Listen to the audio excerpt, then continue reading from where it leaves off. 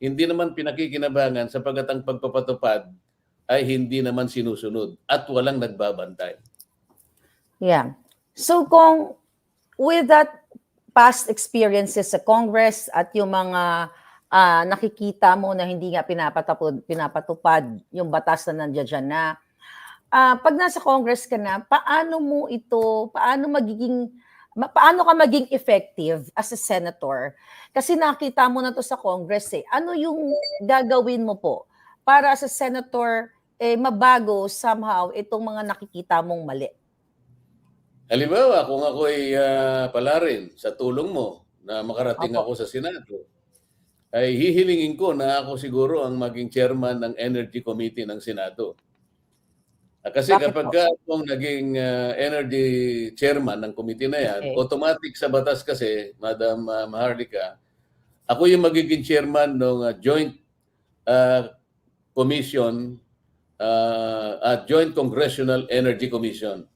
Sa aking tingin ay malaki ang kapangyarihan ng itong mga nabanggit na departamentong ito at mga committee at komisyon para sa ganon ay mapag-usapan ng seryoso kung paano magaganap yung pagpababa ng kuryente sa ating bansa. Kasi hanggang ngayon, ayaw nilang pakinggan ang mga sinasabi namin na ang system loss ay hindi dapat binabayaran ng ating mga mamamayan sapagkat wala silang kinalaman doon sa mga kawalan ng kuryente na ito'y inherent sa mga gumagawa ng kuryente at nagdi-distribute nito.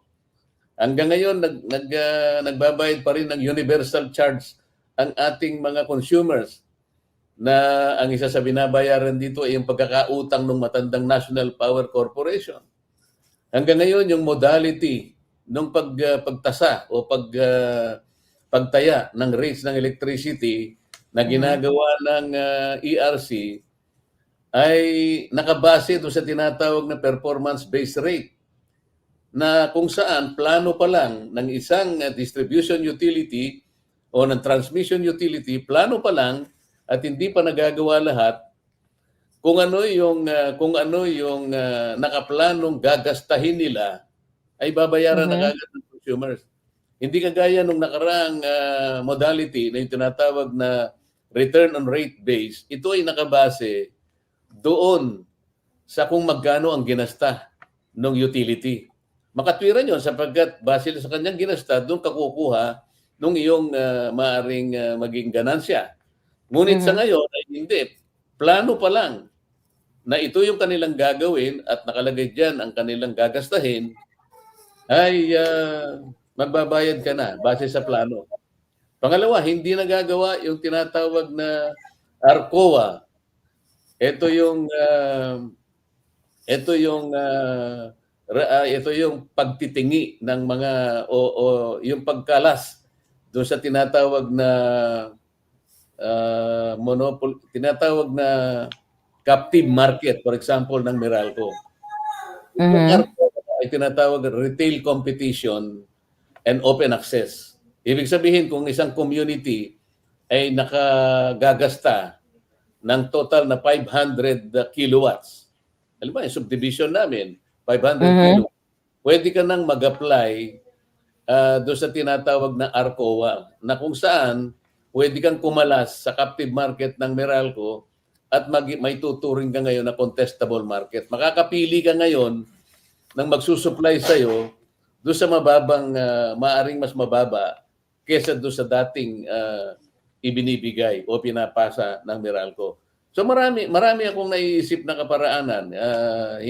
Magtatagal lamang tayo kung iisa-isahin ko. Yeah. Kaya ako gustong pumunta ron. Alam ko iba yung dynamic sa Senado, Ms. Maharlika. Dito sa House of Representatives, tumanda na ako dito. Na-google ko na ang mahigit na 17 years. Iba ang dynamic. Yung pakikisama rito, sobra-sobra. At masyadong mabagal ang mga magagawa mo rito at maaaring ma-prostrate ka pa, kagayang nangyari sa akin itong mga huling araw. Frustrations na nangyari sa akin. Kaya sabi ng mga kasama ko at kasama sa mga nananawagan, umalis ka na riyan, pumunta ka na lang sa Senado. Dadaling ka namin doon Sapagkat doon, kumbaga sa niluto ngayon, hindi namin malaman kung anong luto ang Senado ngayon eh. Hindi namin Mhm. hindi namin mapicturan kung yan ay kare-kare, kung paksiw, kung adobo, kung sinigang, sapagkat Yeah. nga yung mga nandyan ay hindi yung sahog ay hindi magkakatugma. Ngayon, kaya ka namin gustong dalhin diyan kahit hindi magkakatugma yung sahog na yun diyan. Baka Mhm. ito ay magsilbing magic sarap na lang at doon sa lasa na Yeah. yun na matitikman ng mamamayan, doon sa lasa pa lang, baka pagmulan na yan ng pag-asa. Yun ang kanila Mhm. sinabi eh, Ms. Maharlika. Actually, maganda yung pagpapaliwanag mo, no, Kong, dahil, mababawasan yung burden ng ating mga mamamayang Pilipino dahil sa mga hindi makatarungang mga charges nga dyan, katulad na ng system law sa Meralco.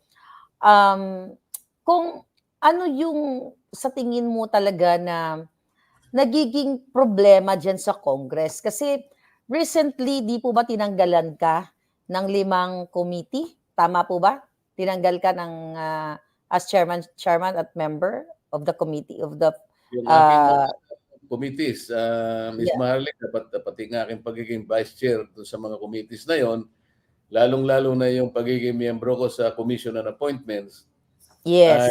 talagang hinubaran ako. Ganun ang kanilang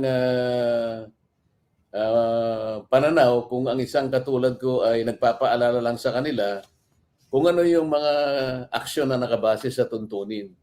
Kung ano yung mga dapat nating gawin na huwag tayong tataliwas sa mga tuntunin na pinangalagaan natin. Ang totoo, yung mga yan ay naging tradisyon na sa atin.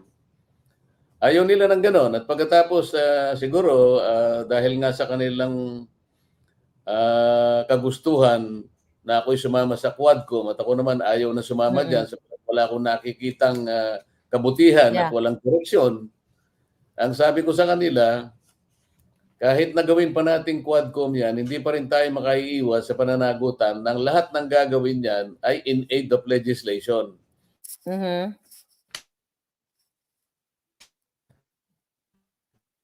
Nawala si medyo yeah,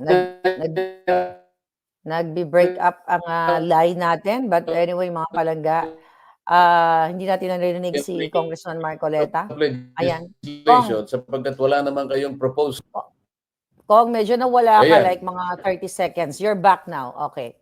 Going back po doon Oo, sa ang binabanggit ko, dahil sa umpisa ay doon pa lang sa SMNI issue ay ayaw ko nang pumunta ron sapagkat sabi ko ay wala ka kung katwiran yung tatanggalin nyo yung prangkisa ng SMNI. Nagtanong lang yung mga tao kung anong issue tungkol doon sa travel allowance ng ating speaker.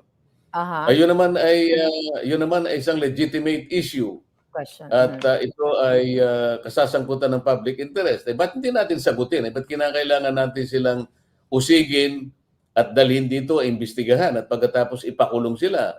So ayaw ko sumama doon sapagkat hindi makatwiran. Pangalawa, itong Quadcom, hindi ako naniniwala doon sa composition ng Quadcom sapagkat iisa lamang ang direksyon nila. Ito ay magpo-prosecute